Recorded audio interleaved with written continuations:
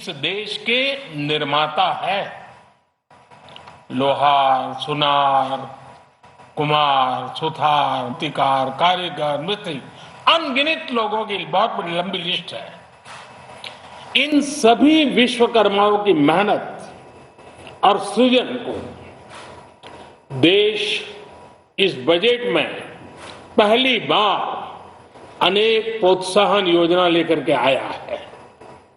ऐसे लोगों के लिए ट्रेनिंग, टेक्नोलॉजी, क्रेडिट और मार्केट सपोर्ट की व्यवस्था की गई है। पीएम विश्वकर्मा कौशल सम्मान यानी पीएम विकास करोड़ों विश्वकर्माओं के जीवन में बहुत बड़ा बदलाव लाएगा। साथियों, शहरी महिलाओं से लेकर गांव में रहने वाली महिलाएं हो,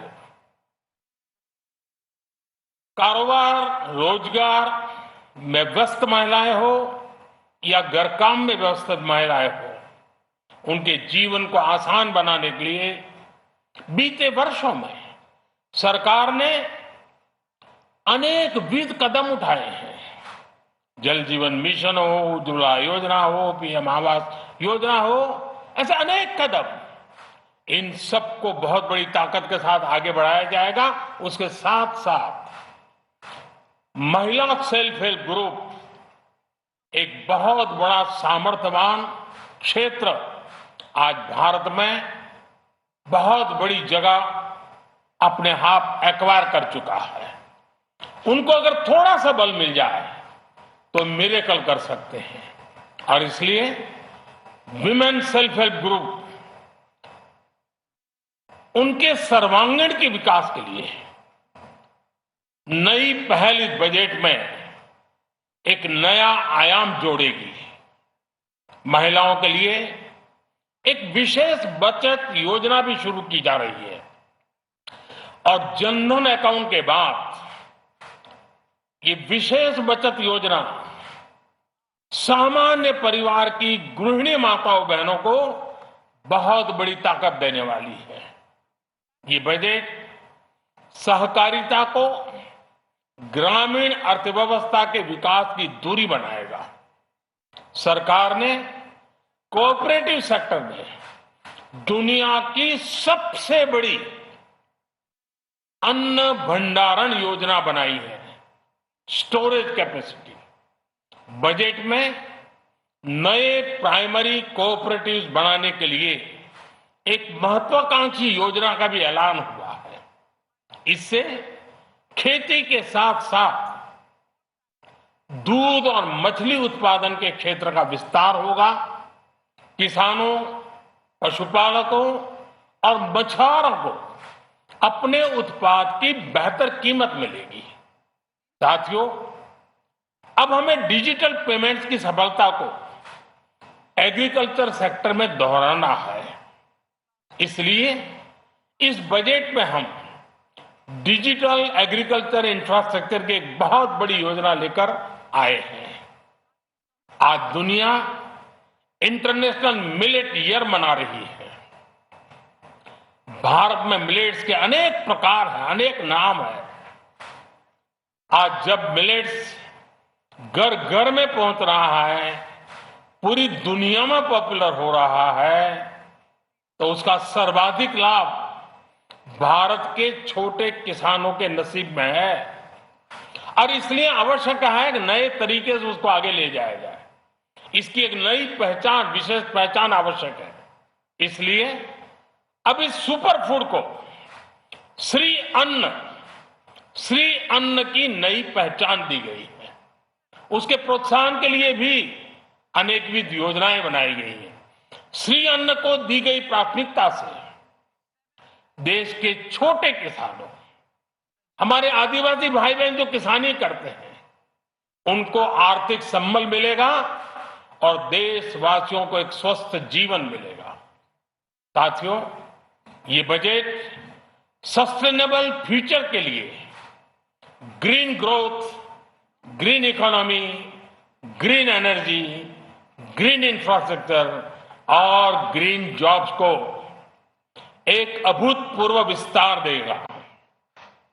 बजट में हमने टेक्नोलॉजी और न्यू इकोनॉमी पर बहुत अधिक बल दिया है। एस्पिरेशनल भारत आज road, rail, metro, port, waterways हर क्षेत्र में आधुनिक इंफ्रास्ट्रक्चर चाहता है। नेक्स्ट जनरेशन इंफ्रास्ट्रक्चर चाहिए। 2014 की तुलना में इंफ्रास्ट्रक्चर में निवेश पर 400% से ज्यादा की वृद्धि की गई है। इस बार इंफ्रास्ट्रक्चर पर 10 लाख करोड़ रुपए का अभूतपूर्व इन्वेस्टमेंट भारत के विकास को नई ऊर्जा और तेज गति देगा। ये निवेश युवाओं के लिए रोजगार के नए अवसर पैदा करेगा। एक बहुत बड़ी आबादी को आय के नए अवसर उपलब्ध कराएगा। इस बजट में ईज ऑफ डूइंग बिजनेस के साथ साथ हमारे उद्योगों के लिए क्रेडिट सपोर्ट और रिफॉर्म्स के अभियान को आगे बढ़ाया गया है।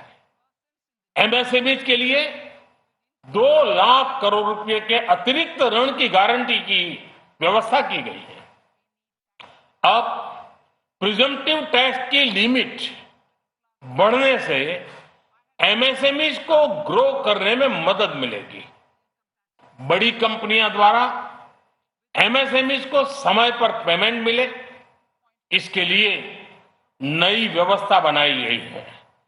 साथियों, बहुत तेजी से बदलते भारत में मध्यम वर्ग, विकास हो या व्यवस्था हो, साहस हो या संकल्प लेने का सामर्थ्य हो, जीवन के हर क्षेत्र में आज भारत का मध्यम वर्ग एक प्रमुख धारा बना हुआ है। समृद्ध और विकसित भारत के सपनों को पूरा करने के लिए मध्यम वर्ग एक बहुत बड़ी ताकत है। जैसे भारत की युवा शक्ति ये भारत का विशेष सामर्थ्य है, वैसे ही बढ़ता हुआ भारत का मध्यम वर्ग भी एक बहुत बड़ी शक्ति है। मध्यम वर्ग को सशक्त बनाने के लिए हमारी सरकार ने बीते वर्षों में अनेकों निर्णय लिए और ईज ऑफ लिविंग को सुनिश्चित किया है। हमने टैक्स रेट को कम किया है, साथ ही प्रोसेस को सिंप्लीफाई, ट्रांसपेरेंट और फास्ट किया है। हमेशा मध्यम वर्ग के साथ खड़ी रहने वाली हमारी सरकार ने मध्यम वर्ग को टैक्स में बड़ी राहत दी है। इस सर्वस्पर्शी और विकसित भारत के निर्माण को गति देने वाले बजट के लिए मैं फिर एक बार निर्मला जी और उनकी पूरी टीम को बहुत बहुत बधाई देता हूं और देशवासियों को भी बहुत बधाई के साथ साथ मैं आह्वान करता हूं, आइए अब नया बजट आपके सामने है, नए संकल्पों को लेकर के चल पड़े। 2047 में समृद्ध भारत, समर्थ भारत, हर प्रकार से संपन्न भारत ധനമന്ത്രി നിർമ്മല സീതാരാമൻ ഇന്ന് അവതരിപ്പിച്ച പൊതു ബജറ്റിനോടനുബന്ധമായി പ്രധാനമന്ത്രി ഇന്ന് രാജ്യത്തെ അഭിസംബോധന ചെയ്ത് കാര്യങ്ങൾ വിശദീകരിക്കുകയായിരുന്നു. എല്ലാ വിഭാഗം ജനങ്ങളെയും തൃപ്തിപ്പെടുത്തുന്ന, സമൂഹത്തിനെയാകെ ശാക്തീകരിക്കുന്ന ഒരു ബജറ്റാണ് ഇന്ന് അവതരിപ്പിക്കപ്പെട്ടത്. അതിന്റെ ഗുണഭോക്താക്കളായി സാധാരണക്കാരായ ജനം മാറും എന്ന് പ്രധാനമന്ത്രി പറയുന്നു. എനിക്ക് തോന്നുന്നു അതിന്റെ ഒരു ക്ലൂ പ്രധാനമന്ത്രി ഇന്നലെ തന്നെ തന്നിരുന്നു. കാരണം ഇത് എല്ലാവരെയും സാധാരണക്കാർക്ക് അനുകൂലമായിരിക്കുന്ന ബജറ്റായിരിക്കും എന്ന് അദ്ദേഹം നിർമ്മല സീതാരാമനെ അഭിനന്ദിക്കുകയാണ് ചെയ്തിരിക്കുന്നത്. 4 കോർ പോയിന്റ്സ് ആണ് ഈ ബജറ്റിൽ പറയുന്നത്. ഒന്നാമത്തേന്ന് പറഞ്ഞു കഴിഞ്ഞാൽ empowerment of women and youth, യുവജനങ്ങളെയും സ്ത്രീകളെയും ശാക്തീകരിക്കൽ. രണ്ടിപ്പോൾ പ്രധാനമന്ത്രി പറഞ്ഞു തുടങ്ങിയ പ്രധാനമന്ത്രി വിശ്വകർമ്മ കൗശൽ സമ്മാൻ യോജന, അതായത് ട്രഡീഷണൽ ക്രാഫ്റ്റ്സ്മെൻ, ആർട്ടിസാൻസ്, ഇവർക്കൊക്കെ ഒരുപാട് ഗുണം കിട്ടുന്ന, അവരെ ഒന്ന് അപ്സ്കിൽ ചെയ്യുന്ന, കൂടുതൽ നൈപുണ്യങ്ങൾ അവരിലേക്ക് കൊണ്ടുവരുന്ന, അവർക്ക് ബ്രാൻഡ് ചെയ്യാൻ സഹായിക്കുന്ന തരത്തിലുള്ള പദ്ധതി. 3 ടൂറിസം, 4 ഗ്രീൻ ഗ്രോത്ത്. ഈ 4 ഫോക്കസ് ഏരിയയിലാണ് ഈ ബജറ്റ് എന്നാണ് പരിസ്ഥിതി സൗഹൃദ ജീവിതങ്ങൾക്ക് കൂടുതൽ ഉന്മേഷം പകരുന്ന തരത്തിലാണ് ഗ്രീൻ ഗ്രോത്ത് അല്ലെ പദ്ധതി.